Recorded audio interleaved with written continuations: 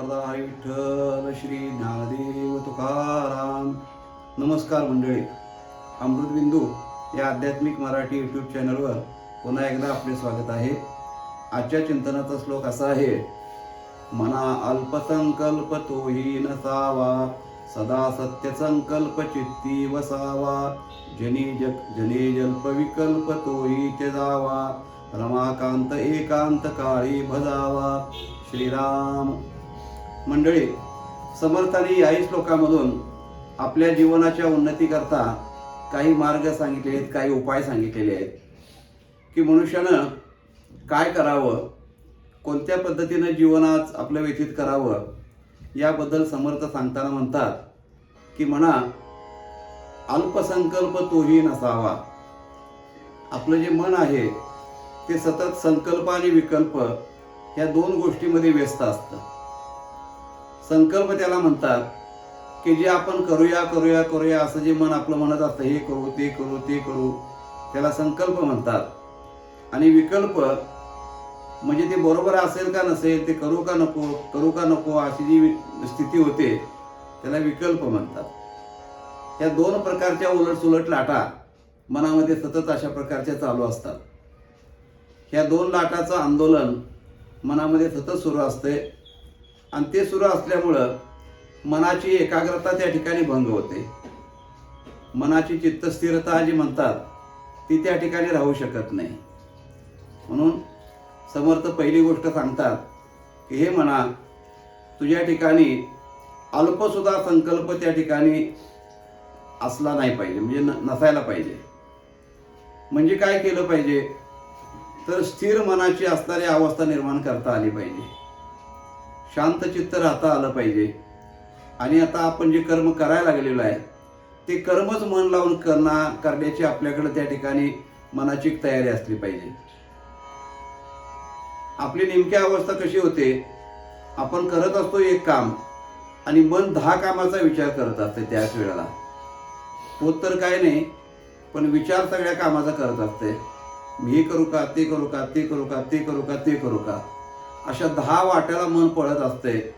मग त्याचा परिणाम असा होतो, ज्या 10 वाट्याला पळतात त्यातली एकही वाट सापडत नाही आणि हातामध्ये सध्या जे काम सध्या चालू आहे तेही काम बिघडून जातं. म्हणजे दोन्ही बाजूनं नुकसान आहे त्याच्यामध्ये. म्हणून एखादं काम करायला घेतल्यानंतर त्या कामामध्ये आपण प्रवृत्त झाल्यानंतर मनुष्यानं तिथं स्थिरता केली पाहिजे मनाची. एका ठिकाणी त्याला स्थिर ठेवलं पाहिजे, म्हणजेच त्याला संकल्पविरहित मन म्हणतात.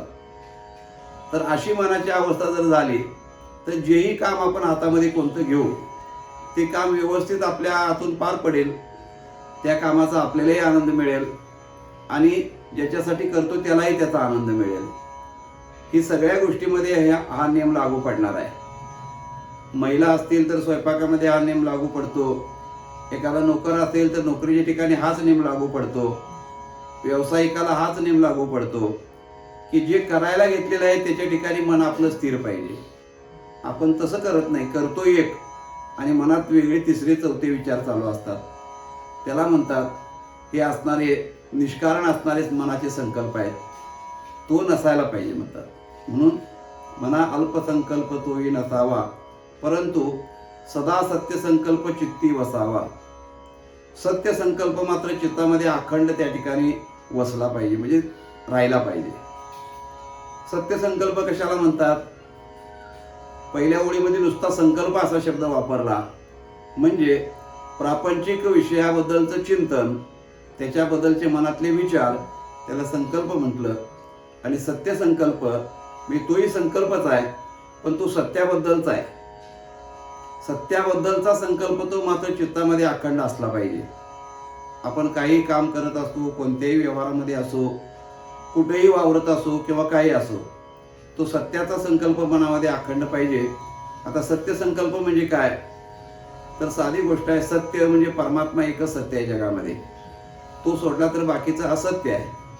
म्हणून आत्मतत्वाचं चिंतन म्हणजे सत्याचा संकल्प, म्हणजेच परमात्म्याचं चिंतन. शब्द त्याला वेगवेगळे वापरलेले आहेत, पण त्या परमात्म्याची अनुसंधान सतत मनाचं असणं याला सत्य संकल्प म्हणतात. आणि तो अखंड चित्तामध्ये त्या ठिकाणी मनुष्याच्या असला पाहिजे.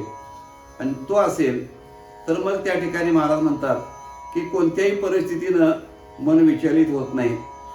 आणि त्या सत्यसंकल्पाचा मनामध्ये जर त्या ठिकाणी अखंड थारा असेल तर महाराज म्हणतात सत्यसंकल्पाचा दाता नारायण. त्या सत्यसंकल्पाची इच्छा पूर्ण करणारा परमात्मा हा समर्थ आहे. सर्व करी पूर्ण मनोरथ असं तुकाराम महाराज म्हणतात. सत्यसंकल्प ज्याच्या मनामध्ये आहे त्याचा सगळा मनोरथ पूर्ण करण्याची जबाबदारी परमात्म्यावर असते. आणि तो त्याकरता विश्वातली जी काही असणारी गूढ शक्ती आहे ती आपल्याकडे प्रेरित करत असतो. आणि आपल्या संकल्पपूर्तीची त्या ठिकाणी कामं त्या परमात्म शक्तीकडून होत असतात. म्हणून सदा सत्यसंकल्प चित्ती वसावा. या दोन गोष्टी सांगितल्या. पुढे तिसरी गोष्ट समर्थ सांगतात की जनी जल्प विकल्प तोही त्यजावा. आपण काय करतो, समाजामध्ये असलो किंवा माणसामध्ये असलो तर आपल्याला बडबड करायची सवय फार असते. म्हणजे दुसरा बोलला तरी पण बोलतो आपण, आणि समोरचा नाही बोलला तरी बोलतच राहतो. आपण बोलत राहण्याची सवय आपल्याला फार असते. त्याला बडबड म्हणतात, त्याला जल्प म्हणतात. म्हणजे कारणाशिवाय जे बोलणं आहे आणि प्रमाणापेक्षा जे जास्त बोलणं आहे ते निरुपयोगी बोलणं असतं आणि ती बडबड असते. ज्ञानेश्वर माऊलींनी स्पष्ट सांगितलंय की अनंत वाचाळ बरळती बरळ. देवाने दिलेली वाचा आहे, देवाने दिलेले तोंड आहे, पण कुणीकडच्या बाजूनं काही बडबडतच राहायचं. ते उपयोगाचं आहे का बिनउपयोगाचं आहे हेही बघायचं नाही. त्या बोलण्याचा दुसऱ्याला आनंद होईल का त्रास होईल हेही बघायचं नाही. आपलं हित होईल का अनहित होईल हेही बघायचं नाही. नुसतंच बोलत राहायचं. तर समर्थ म्हणतात ही त्या ठिकाणी चुकीची गोष्ट आहे, ही असणारी हानिकारक गोष्ट आहे. म्हणून जल्पही नसावा आणि विकल्पही नसावा. विकल्प म्हणजे वादविवाद नसावेत. दोनदा अवस्था जी मनाची असते ती नसावी. म्हणजे जल्प आणि विकल्प ह्या दोन्ही गोष्टी सोडून मनुष्यानं समाजामध्ये वावरलं पाहिजे. म्हणजे तो कितीही गोंगाटामध्ये मनुष्य असला, कोणत्याही परिस्थितीमध्ये असला तरी त्याची एकाग्रता त्या ठिकाणी भंग होत नाही. अशा पद्धतीनं समाजामध्ये वावरता आलं पाहिजे. म्हणून जनी जल्प विकल्प तोही नसावा. आणि काय करावं मग, रमाकांत एकांत काळी भजावा. त्या रमाकांताला म्हणजे भगवान श्री विष्णूला त्या ठिकाणी आपण एकांतामध्ये सतत त्याचं भजन करत राहावं. इथं रमाकांता शब्द वापरला म्हणजे रमा म्हणजे लक्ष्मी आणि त्या लक्ष्मीचा पती म्हणजे भगवान श्री विष्णू. त्या भगवान श्री विष्णूचं चिंतन एकांतामध्ये मनुष्यानं अखंड करत राहावं. रमाकांत एकांत काळी भजावा. तुकाराम महाराज म्हणतात काळ सारावा चिंतनी एकांतवासी गंगा स्नानी. मनुष्यानं आपल्या किती दगदगीचं जीवन असेल, किती आपली व्यस्तता असेल आयुष्यामध्ये, तर स्वतःकरता काही काळ, स्वतःकरता त्या 24 तासातली काही वेळ ही स्वतःसाठी राखून ठेवली पाहिजे. त्या वेळेमध्ये आपल्यासोबत कोणी नसावं आणि आपणही कोणासोबत नसावं. म्हणजे नुसतं शरीराला नव्हे तर मनानेही आपण कोणासोबत नसावं. त्यावेळेला मनाने सगळ्यांच्यापासून अलिप्त असावं. आत्मचिंतनामध्ये मनुष्याने आयुष्यातला काही वेळ दिवसातला दररोजचा घालवला पाहिजे. आत्मचिंतनाला फार महत्त्व आहे. आत्मचिंतन म्हणजे स्वतःचं चिंतन. मी कोण आहे, माझं स्वरूप काय आहे, माझं कर्तव्य काय आहे, मला प्राप्तव्य काय आहे, असं जे चिंतन आहे त्याला आत्मचिंतन म्हणतात. आणि ते आत्मचिंतन म्हणजेच परमात्म्याचं चिंतन आहे, भगवंताचं चिंतन आहे. कारण माझं स्वरूप हे परमात्म्याचं स्वरूप आहे हे आपल्याला एकांतामध्ये विचार करत असताना लक्षात येतं. परमात्म्याचं आणि माझ्या स्वरूपामध्ये भिन्नता नाही, तो आणि मी एकच आहे अशा प्रकारचा भाव निर्माण झाला की मग त्याचं असणारं जे बळ आहे, त्याचं असणारं सामर्थ्य आहे ते जीवाच्या ठिकाणी आपोआप संक्रमित होत असतं. त्याकरता त्या परमात्म्याचं चिंतन एकांतामध्ये झालं पाहिजे. तुकाराम महाराजांनी एका ठिकाणी म्हणलंय ठाईचं बैसोनी करा एक चित्त. एकांत याचा अर्थ काय, एकचित्तता. एका ठिकाणी स्थिर बसून चित्त एकाग्र करून त्या परमात्म्याचं चिंतन केलं पाहिजे. आपण बरंचसं भजन करतो, कीर्तन करतो, भक्ती करतो, पारायण करतो, कथा कीर्तन सगळ्या गोष्टी करतो, पण त्याच्यातून जे साध्य करायला पाहिजे ते आपल्याला होत नाही. का? तर त्या ठिकाणी चित्त एकाग्र झालेलं नसतं. म्हणजे त्या अर्थाने एकांत म्हणतात त्याला.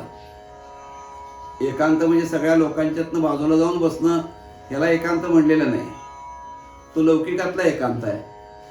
पण मानसिक एकांत हा की त्या ठिकाणी असून सुद्धा चित्त मात्र एका ठिकाणी स्थिर असणं, तो मनाचा एकांत म्हणतात. तो साधता आला पाहिजे. आणि तो जर साधला तर मग कुठे आपण जिथं असो तिथं आपल्याला परमात्म्याचं चिंतन आपोआप होतं.